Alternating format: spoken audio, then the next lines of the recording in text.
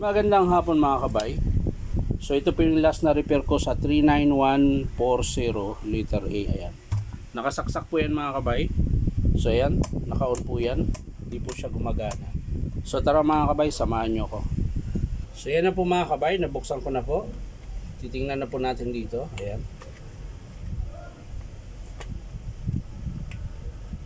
Titingnan natin yung motor. Ayan, meron mga kabay. Yung element naman mga kabay, titingnan natin.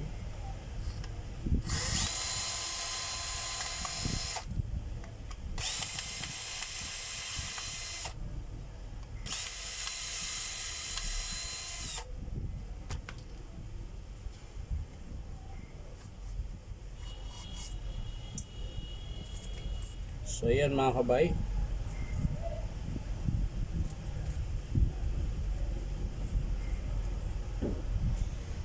So ayan mga kabay, ganun pa rin, putol din po, ayan.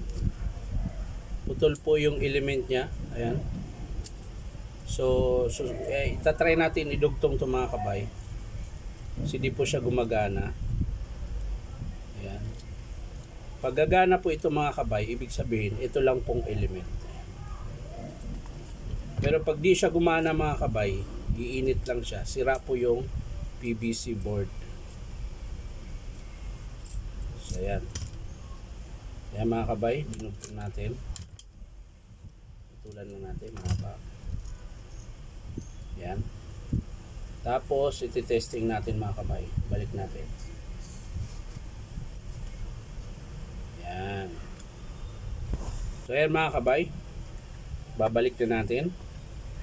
Ngayon iti-testing natin mga kabay kung gagana siya. So ayan mga kabay, sasaksak na natin.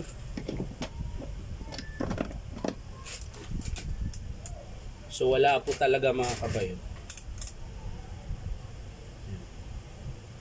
Di po siya nagana pero ayan, mayroon siyang konting init mga kabay. Ayan. Ayan po.